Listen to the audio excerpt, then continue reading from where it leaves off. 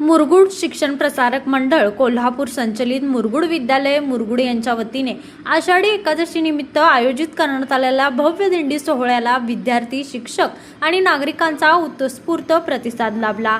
हजारो विद्यार्थ्यांनी पारंपरिक वारकरी वेशभूषेत सहभागी होत संपूर्ण मुरगुड शहर भक्तिमय वातावरणाने भारून टाकले। मुरगुड विद्यालयाचा हा दिंडी सोहळा समाज प्रबोधनासाठी लक्षवेधी ठरला। दिंडीत अनेक विद्यार्थ्यांनी विठ्ठल रुक्मिणी, संत ज्ञानेश्वर, संत तुकाराम यांच्यासह विविध संतांच्या भूमिका साकारून उपस्थितांचे लक्ष वेधले।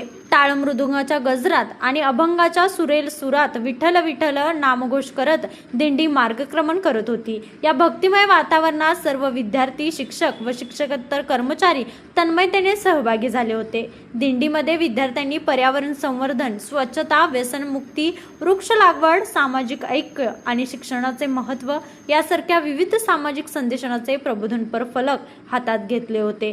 त्यामुळे ही दिंडी केवळ धार्मिक परंपरेपुरती मर्यादित न राहता समाज प्रबोधनाचं प्रभावी माध्यम ठरली।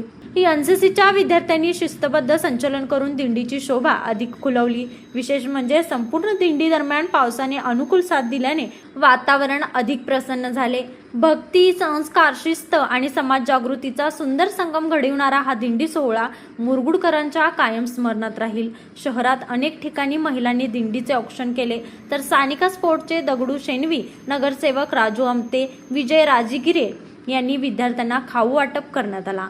संस्था सेक्रेटरी जयकुमार देसाई, अध्यक्षा शिवांताई देसाई, चेअरमन डॉक्टर मंजिरी मोरे देसाई, उपाध्यक्ष शिवाजीराव सावंत, युवा नेते दौलतराव देसाई, प्रशासन अधिकारी पृथ्वी मोरे, संस्था सदस्य बाळ डेळेकर, शालेय समिती चेअरमन प्रवीणसिंह पाटील यांचे प्रोत्साहन लाभले।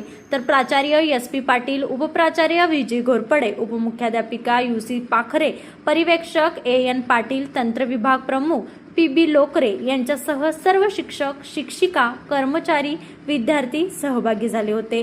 लाईव्ह मराठीसाठी मुरगुडहून सर्जेराव भाट।